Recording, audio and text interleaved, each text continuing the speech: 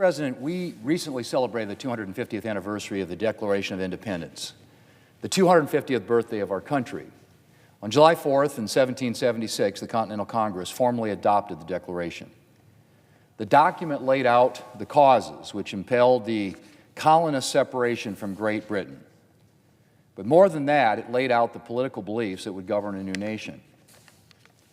We hold these truths to be self-evident, that all men are created equal, that they're endowed by their Creator with certain unalienable rights, that among those are the right to life, to liberty, to the pursuit of happiness, and that in order to secure those rights, governments are instituted among men, deriving their just powers from the consent of the governed.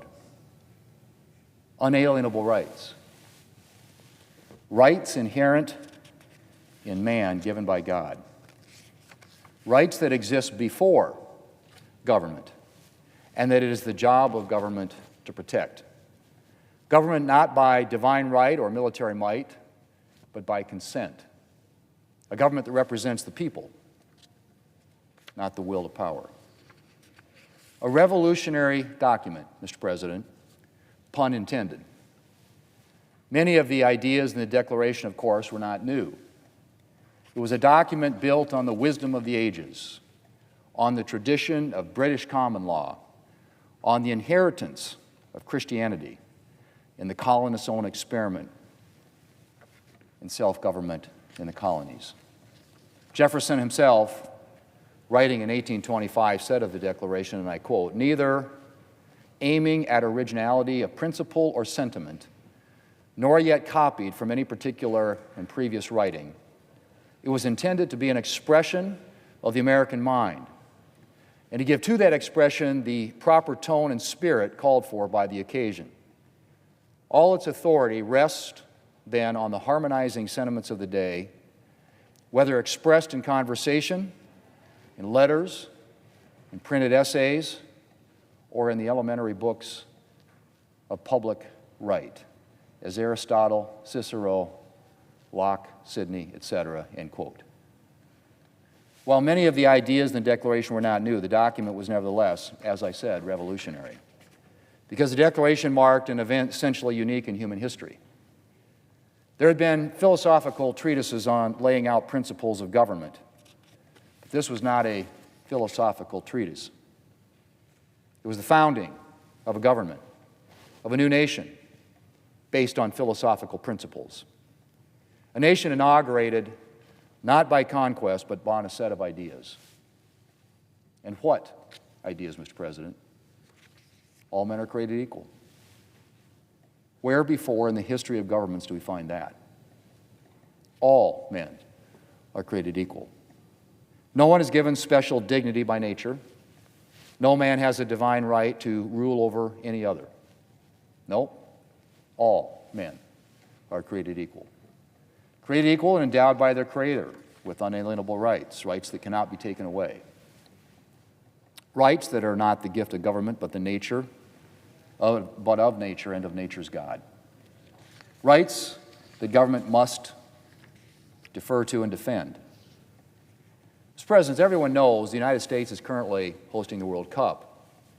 And the media's been filled with stories on how much visitors to this country are enjoying the United States. They're encountering, I should say, the American character.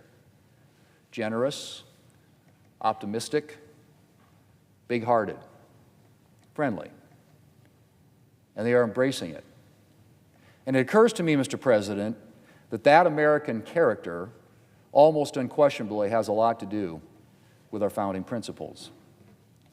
When you believe that all men are created equal, when you believe that they have God-given rights and dignity, well, that has consequences. All men are created equal.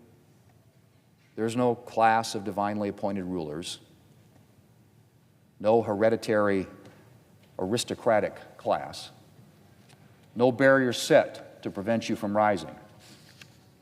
Those principles have consequences. So I don't think it's surprising that Americans are generous and big-hearted and optimistic and friendly. I think it's the natural consequence of the principles that we espouse. Mr. President, every 4th of July is a day of celebration. But this one, marking 250 years, was particularly special. South Dakota was honored to welcome President Trump to our fireworks at Mount Rushmore, a truly spectacular event. There's no better place to reflect on the majesty of this great country. It's fitting, too, though, that along with the celebrations, along with the fireworks and the parades and the hot dogs and the hamburgers, that July 4th be a day of thanksgiving for the Declaration of Independence and the nation it founded, for the blessing of liberty, and for all those who have pledged their lives to its defense from the founding of our country to the present day. As President Ralph Waldo Emerson, in his Concord hymn, referred to the opening shot of the battles of Lexington and Concord as, and I quote, "the shot heard round the world," end quote. Mr. President, if I may borrow his phrase, I think it's fair to say that the Declaration was the statement heard around the world. It is still heard around the world to this day. And I pray it will be heard until the end of time. May God bless our beloved country and keep us faithful to the principles for which we stand.